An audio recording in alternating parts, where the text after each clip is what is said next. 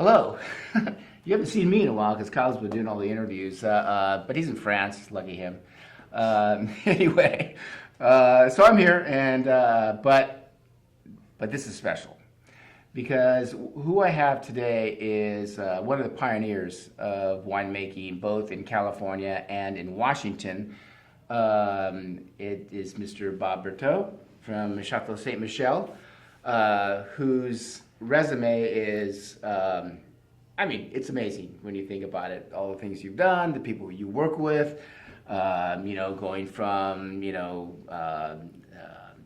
David Ramey, Bob Sessions, Yes. I'm a piece of everybody I worked with, and yet the wines still have to show your own identity. So I think like any career, you learn from everybody, but also you take all that and then make the wines where the place shows they should be. So that's exactly what we're doing up in Washington now. No, and obviously it shows in the wines. And speaking of everybody, with the first wine, talking about yes, so it's people funny. that influence your life. Yes. No, exactly. Yes, No, this first wine fits that very well. But this was the funny thing. So, I'm sure the people at Ste. Michelle know this now, but so Bob, gets the job and they're like, hey Bob, can you make Riesling?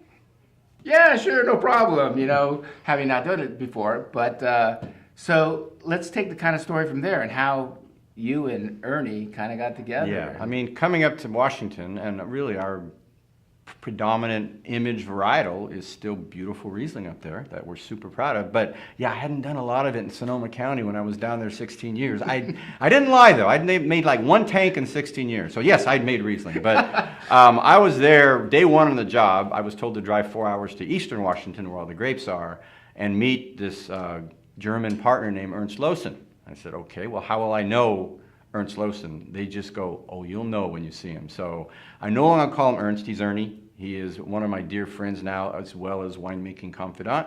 And he really has not just been my inspiration for Eroica Riesling, which we make this wine together, just for Riesling in general. Visiting him, tasting wines, seeing the amazing styles and differences of the Rieslings from around the world, it just opened my eyes. And so it truly is one of my favorite wines that I make every year. Not just because I love Riesling, but it's because I love Ernie too.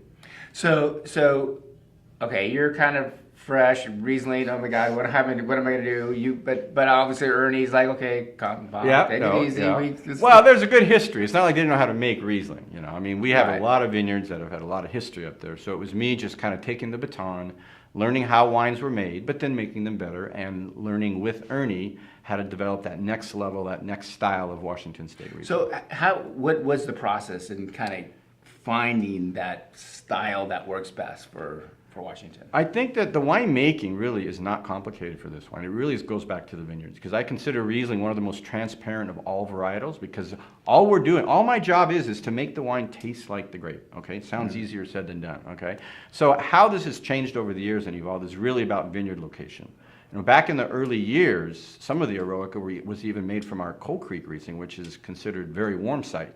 So our evolution of vineyard and vineyard management and even trellis management versus the vineyard growth and development in certain areas of Washington State is what's changed over the years. And that's what's really fun, is to watch the development as the years go on of the vineyards. So in style, obviously we have sweet Riesling and we have dry Riesling, and then we have somewhere in the middle. How did you find that style that, for Washington that says, okay, boom, that's Eroica, that's it, that's what we want to do?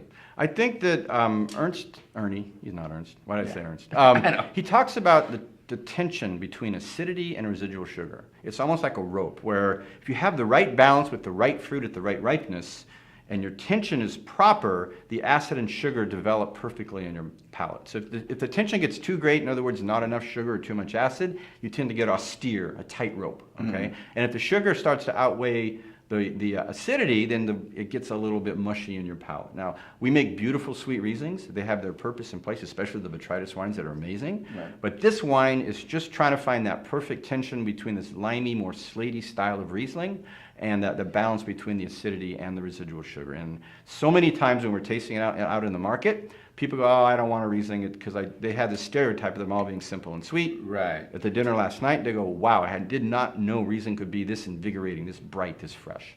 That's the goal. Riesling, kids. Riesling. Seriously, it goes with more foods than not. So, Celebrate. 50 years. Celebrate. Celebrate good times, come on. Let's celebrate.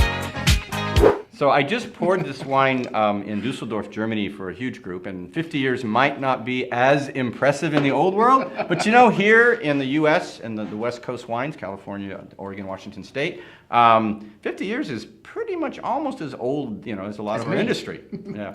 So we really have been pioneers from the very start in Washington State, and we are now on our 50th anniversary of the Ste Michelle brand. So we thought we'd come out with this beautiful retro label. This is almost a copy of the 1967 label from Ste Michelle. It doesn't say Chateau Ste Michelle yet because there was no chateau yet. It was Ste Michelle Vineyards. It was made at a winery in Seattle still, actually, back in 1967. Wow. And so this is our Columbia Valley Cab that we've kind of just repackaged a little bit. It's still my perfect Columbia Valley style of soft, by the glass, fruit-driven wine, but just looking for more layers and complexity that you get from other wineries or other wines at this price point. I think I love this wine on a daily, easy to drink, easy to match basis. But you know, the thing is, there's a lot of complexity. Mm-hmm. I mean, this is not just like easy. Right. When you say that easy to drink. No, I want both. Yeah. Yes. Because you're achieving this here. Mm-hmm. You're achieving, yes, it's got fruit, but it's got, you know, texture, it's got fineness of tannins. You know, the question is, you know, sometimes I think to myself, winemakers that make small little lots and stuff like that, they're very talented, and a lot of times they get big scores, etc.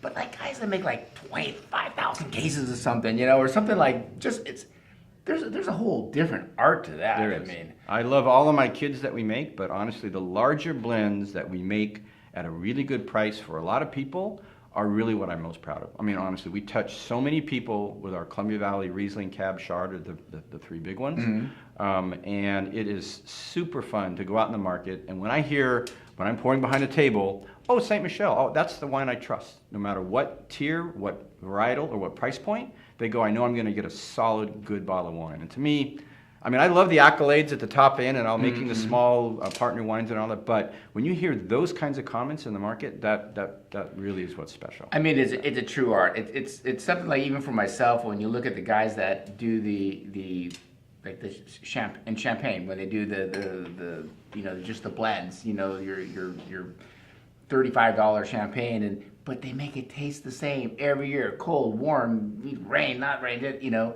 and it's the same thing with this. It's such an art to me, you know, to make such volume, and like you said, quality. Yeah. People like dude, I know I can take that home and it's all good, you know. I mean, it all starts in the vineyard, you know that. I mean, it's really the consistency of our warm seasons up in Washington with very little rain, and the Cabernet planted everywhere, and we get the full ripeness almost every year. That's how we can be so consistent, is really the quality of not just the small single vineyard wines, which we're going to segue to in a minute, which are wonderful, but just the quality in general of my Horse Heaven Hills, all the grapes from Wahluke Slope, all these different AVAs, these regions in Washington that we're getting Cabernet from. There's a wonderful consistency, and that comes forward in the No, this congratulations. Thank you. This is a really nice wine. No. So this is my Coal Creek Single Vineyard Cabernet. It is one of the oldest vineyards still actively planted in Washington State, planted back in 1972 by a team effort of Andrei Telechev, who's actually consulting building this vineyard. Matter of fact, the vineyard's named after him, the Telechev Vineyard. And our godfather of Washington State viticulture, I call him Mr. Dr. Walter Clore. And it really was almost an experiment. They found this perfect site, they felt, by the slope, the aspect, the temperature, the soils.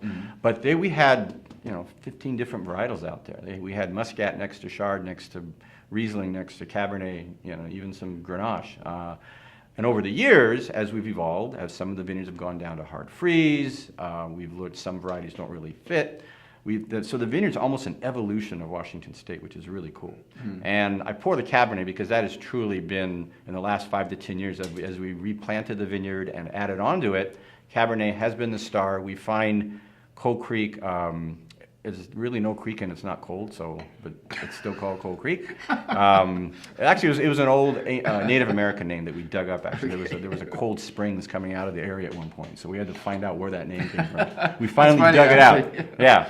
And but this is an area of much more continental climate, very hot during the day, very cold at night, really old vines, and this to me shows a little more the intensity and the power of Washington State and the aging potential. We now have Cold Creek cabs that are still showing very well all the way back to the 80s and then even the late 70s.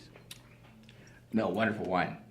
Again, going back to texture, structure, fineness of tannins, which, speaking of which, and for Washington, again, we talked about this earlier, you know, Washington has a tendency to have drying tannins always at the back, but you have really managed to just actually make the texture of the tannin so melting, you know, and yet have this kind of broad shoulders to it, you know. I want my cake and eat it too. You can have big tannins, but they can still be balanced and malleable when they're young and yet still age. And I think that's what we're shooting for. All the way from the vineyard, all the way throughout the winemaking, we've changed over my years in terms of, and it's all geared toward softening the tannins, gentle handling of fruit, so you can extract the power but not have the hard tannins. So we work super hard at that, both in the vineyard and in the winery, to take this thoroughbred and teach it how to run around a track to win the race. Well, I promise you I'll get to the finish line first. The only problem we got is the way you ride. Can you get there with me? But this has that nice balance of New World, Old World, kind of, and again, to be its own identity as Washington, and where people can say, okay, well, you know, like you said, you're looking for a steak, you're looking for a little bit of fat. This is a really good wine to kind of Put it all, the meal together. This is a classic example of, to me, just Washington State. And one of the historical sites, which it's really fun to show right next to our 50th anniversary. Now we're moving on. Okay, we're going to start with a partnership and end with a partnership, Yes. right? So Which now, we've been known for. Now this is awesome, and we love this wine. And what's great is you brought in two of some of our favorite people that come from, you know, both the Rhone and the Roussillon and Languedoc area, Michel Gassier and Philippe Cambé. And when you were talking about this earlier, it was just amazing how the whole thing kind of came together, but you might want to explain a little bit how it started and where it's going to go. Well, it started actually way back in the late 80s when Michel Gassier was selling Bordeaux on the East Coast and met a guy named Ted Basler, who's now our CEO.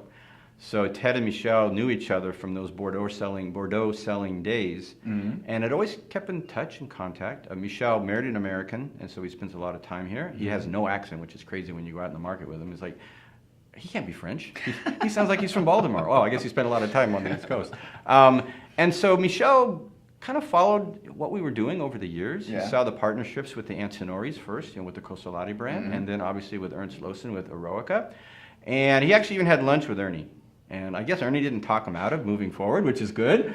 And so Michel met Ted again. They got reacquainted basically at a Vin Expo Hong Kong, where they met. Wow. And Michel said, hey, how about this whole idea of Syrah and Rhone varietals? Maybe because, I mean, if I could take you through my cellar at Canoe Ridge and taste through all the thousands of barrels, we'd have a great day. I mean, I love my Cabs and Merlots and Bordeaux varietals, but I think you would see that Syrah, regardless of what AVA, what region, it loves the whole state. And I still think in 100 years, another 2 more anniversaries of 50, I think we'll be known just as much, if not more, for Rhone varietals than we are even for Bordelais, because I think it loves our soil and our climate matches more the Rhone than it even does Bordeaux. And we've seen the potential of Syrah. We know that Syrah as a varietal does not sell as well here in the U.S., just like Riesling, kind of the same, not exactly the same image problem, but something similar where it's just having a hard time. Yeah. So hence the project with Michel Gassier, and consulting with Michel for his brand was Philippe Cambé from Châteauneuf de Pape. And so the idea of bringing him over with the project, Philippe was always intrigued about doing a New World project, and they came over, and the first tasting was 2012, and they loved the wines. Philippe was blown away by both the Grenache and Mourvedre too, so we decided to do this GSM super high tier blend, Grenache Syrah Mourvedre blend. But Michel was adamant about not starting the project until he saw vineyards, and I totally respected that. We shut the whole thing down for a year, and then they came back out in the spring of 2013, and we walked them through dozens of vineyards from multiple regions. And we thought we might glean down the net that we cast, but you know what? The net's still really broad because we have uniqueness in Red Mountain, we have uniqueness at Walla Walla, the rocks, we have some fruit. Horse Heaven Hills, Mike Andrews Vineyard's amazing. And our own estate ranches of Canoe Ridge Estate and Coal Creek are still key players in this brand. So we haven't brought the net in too tight. We still taste a lot of our Syrahs and other Rhone varieties with them every year. And it's just been just like with Ernie. You're looking at wine with different set of goggles in terms of vineyards and in winemaking, and it's super fun to experiment with them and learn with them. I think the partners would tell you, to a person, that they have as much, if not more, to learn when they're coming over, too, because Washington is not Côte-d'Ivoire. Right. Washington is not Mosul. Yep. So there's a learning process both ways with the partnerships, but it works wonderfully because we all have open minds. And you have open minds and fresh ideas and a fun time tasting and making wine, then it works. Bob, so great to have you. I mean, again, I just, in history, okay, 50 years, maybe not a lot, but it is a lot. It's a lot. It's a lot. I mean, there's so much that's gone on in the wine world in the last 50 years. In fact, the last 10 years, obviously, with what's going on here. So thank you so much for being here. Much enjoyed it. Yeah, Very cool. this is really cool. So, and you can say I have the best job in the world. I mean, I admit it. You got a good job. Okay. Well, maybe you got a good job travel too. too. You know? No, you have a great job. Thanks. Anyways, thank you for tuning in, and cheers. Cheers. Cheers.